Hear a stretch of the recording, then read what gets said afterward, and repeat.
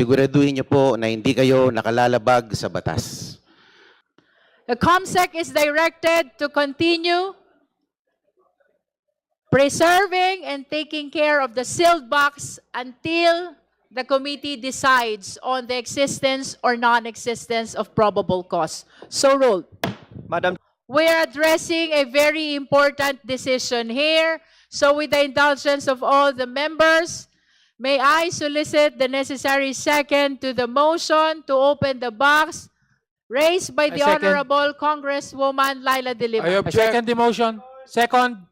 The same has been seconded by the Honorable Antonio Tino. Do I hear an objection? I object. The objection has been registered by the Honorable Benny Abante, which means we shall proceed to divide the House. Please be ready to vote. Again, the motion is to open the BIR box. Those who are in favor of the motion, please raise your right hand.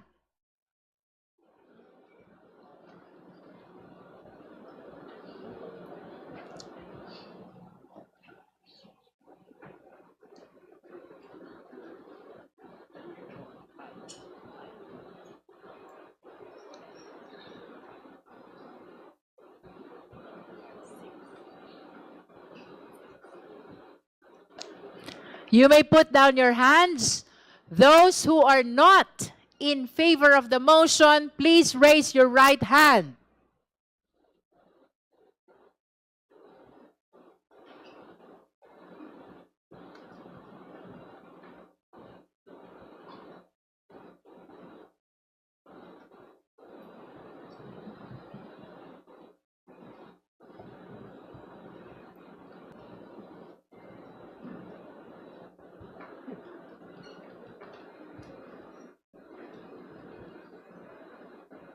You may put down your hands. Those who abstain, please raise your right hand. That concludes the voting. COMSEC, please submit the result of our vote.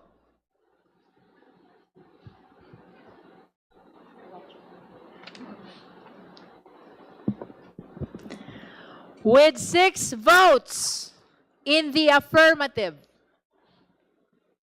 and 38 votes in the negative, with 0 abstention. The motion to open the box is hereby denied. So ruled. Let it be placed on the record that the committee will not open the box. The COMSEC is directed to continue preserving and taking care of the sealed box until the committee decides on the existence or non-existence of probable cause. So ruled. Madam Chair, The Honorable Lawrence Defensor.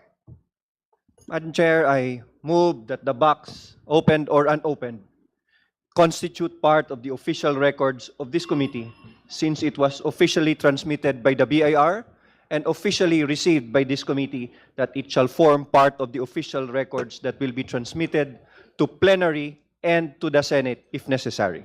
Second, Madam Second, Chair. Madam Chair. There is a motion to keep the box open or unopened as part of the official records of this proceeding. The same has been seconded.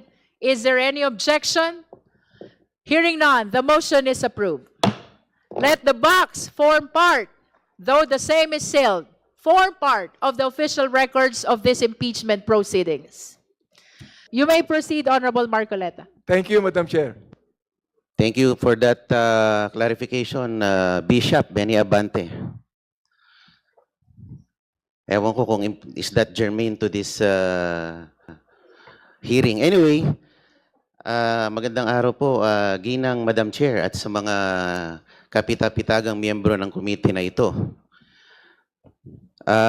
Marahil ay inaasahan nyo na ako po ay magbibigay ng manifestasyon para tutulan ang pagbubukas ng box na yan mula sa BIR. Ang katunayan po, ako po'y hindi tututol. You may go ahead and open it all you want. Sabi nga ni Madam Chair, hawak niya ang beat. Sino ba naman ako para pigilan ito? Sabi nga ng kanta, huwag mong bibitawan. Huwag niyo nang bitawan yung box. So I dare the committee to open the box, but with a caveat, siguraduhin niyo po na hindi kayo nakalalabag sa batas. At sinabi rin po ni Popoy sa pelikula, I deserve an explanation. I deserve an acceptable reason. Siguraduhin niyo po na kung bubuksan niyo yan, mayroon po kayong acceptable reason na naaayon sa batas. At ako po ay kaisa niyo rin sa komite na ito sa paghahanap ng katotohanan. Pero sa ating paghahanap at pagsasiliksik ng katotohanan, siguraduhin po natin na tayo po ay hindi nakalalabag sa ating mga batas. Maraming salamat po, Madam Chair. Again, that is a manifestation and therefore it does not deserve or require any answer.